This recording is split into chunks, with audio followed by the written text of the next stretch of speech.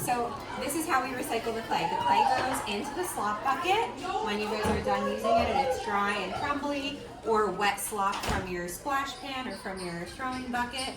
And then we add water to it until it's all slop. We put it out on that plaster wedging table where the plaster absorbs excess water from it.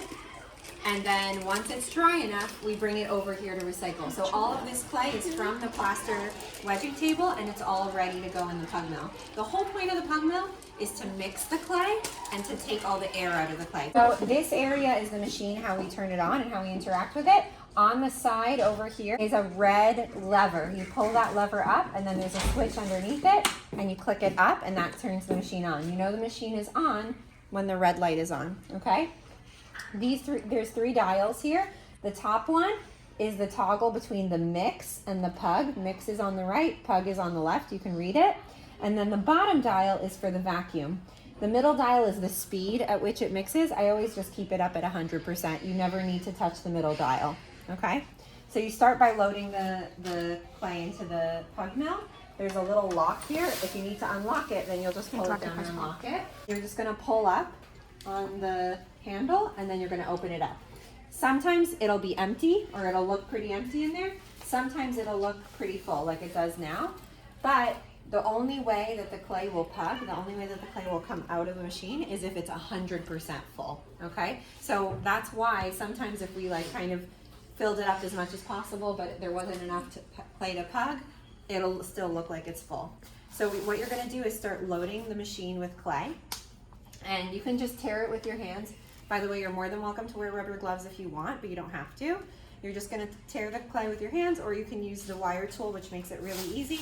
You're gonna load it in, and then you're gonna press the door down. This is gonna be kind of challenging. Usually the clay is not standing here. Usually it's on the clay cart, but the clay cart is currently out of order. So I'm just gonna move this to the side so everybody can see. I'll move it here. Okay. So I'm going to close the door, and what I like to do is stand on this lower rung so that I could have leverage and I can get my body weight over it. It's actually really hard to do it right now with this clay right here, but you also should know that because there's this big metal piece that fits inside the machine, you have to make sure that the clay is not around the edges too much, or else the machine won't close. So you kind of have to, like, at the beginning it takes a little bit of time for you to get the hang of it. I'm also going to get a wooden tool. I think there's one. Yeah, there's one right here. Okay, so having a wooden tool nearby is really helpful because you could scrape the edges so that this metal piece will fit inside the machine. You can also scrape this area because you have to get the machine closed in order to mix, to turn on the mixer. Okay, so I'm going to scrape.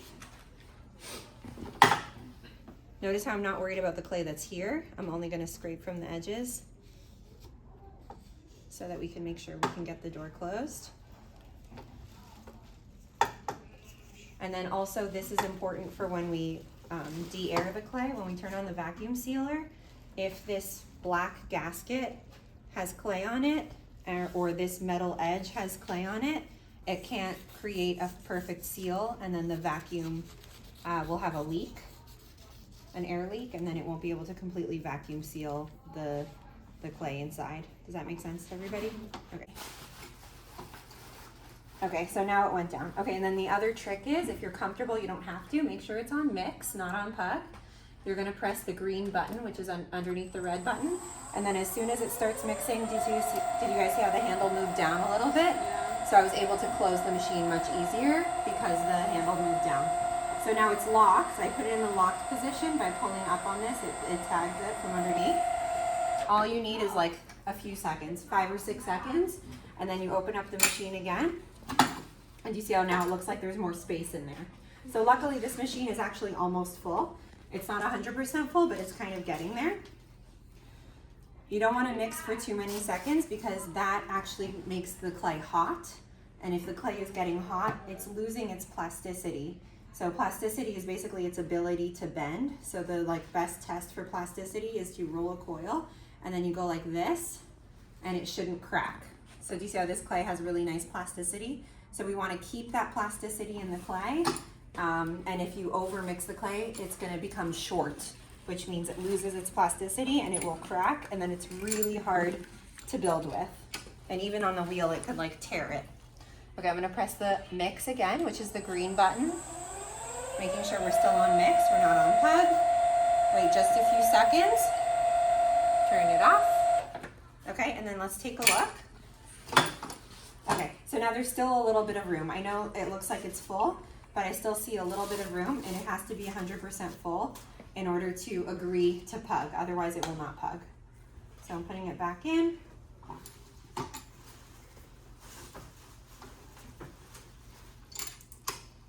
Okay, mixing it another few seconds.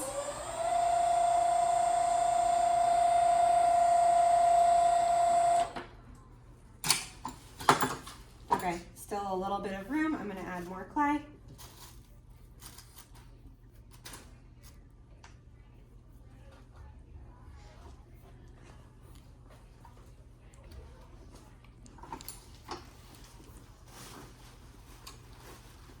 I'm going to turn it on because I'm having a hard time closing the door. Do you see how now it went down?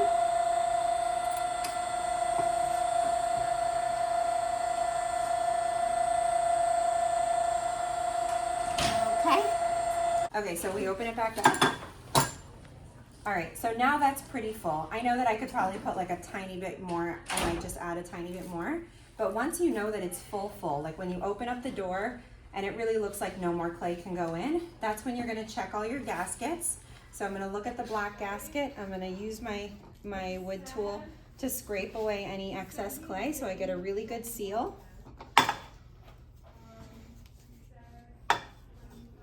Okay. I'm gonna scrape also this top edge to make sure I get a really good seal. Okay, and now I'm gonna close the machine back up, and it's time for me now to check the vacuum chamber. So I'm gonna show you what to do next. This area is the vacuum chamber. It literally is just a door that sits on the top, and then inside there is where it sucks all of the air out. It's connected to this pump, which pulls the air out of the kiln. This is just an air compressor. And so I'm gonna use my hands to just pull any excess clay out of the vacuum chamber. So you don't want any bits of clay. You'll see that there's kind of like chunky clay that's stuck to the surface of the inside. That's fine because it's not gonna go anywhere and it's not gonna clog the air compressor.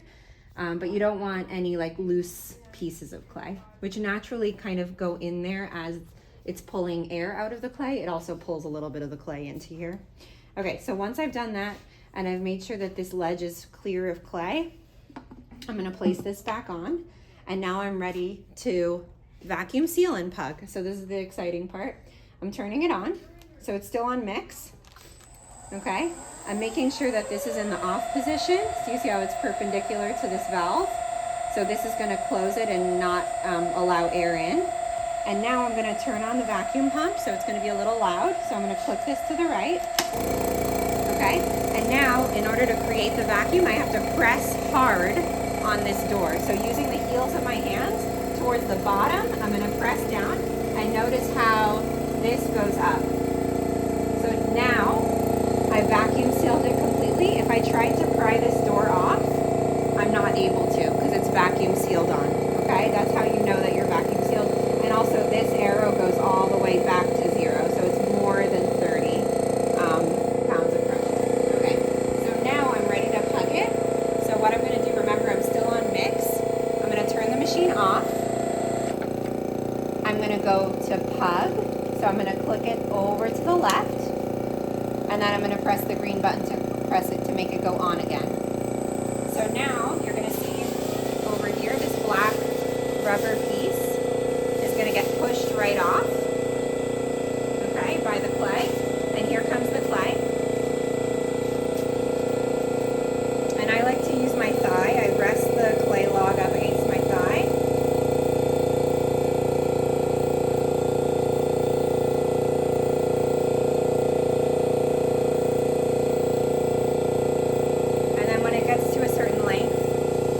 Cut it with the wire, and then I've got this clay log, and I usually just stand it up here. I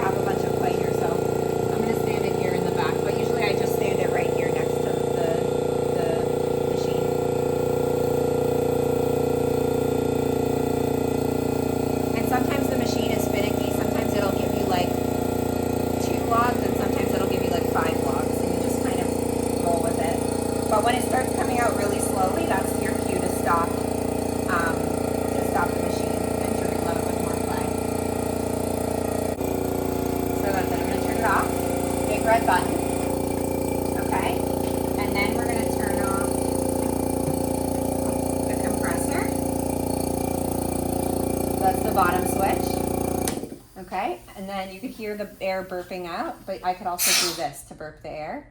And then I close it again right away, but you can hear the air was slowly leaking out anyway. And then I'm gonna go back to mix. So it's always a really good idea to just switch it back to mix at the end, because you know that that's the next thing you're gonna need to do, and you don't wanna accidentally pug it when you're just trying to mix to get more clay into the machine. Does that make sense to everybody? One more thing I forgot to mention is that when you are ready to pug it, so now take a look at the machine, see how it looks almost empty? Sometimes it looks almost empty, sometimes it still looks like there's a little bit of clay in there, which it does. It looks like there's a little bit of clay, but it's like way more empty than it was before, obviously. So before you go to pug it, this is what I want you to do. I want you to take a little chunk of clay, go like this, and just get a sense, is this clay that I would want to use to build something? Is it soft and squishy, or is it a little hard? If it is a little hard, call me over, and I will be the one to add a little bit of clay water from someone's throwing bucket or some water from the slop bucket back to it. Does that make sense to everybody? Yep. I don't want you guys to do the water adding, because you can't remove water once you've added. So if you add too much and it's really sloppy, it just makes a mess. We pugged a bunch of logs, and you've got all these logs ready to go. You're gonna put them into a clay bag. So we have clay bags that we like to reuse over and over again.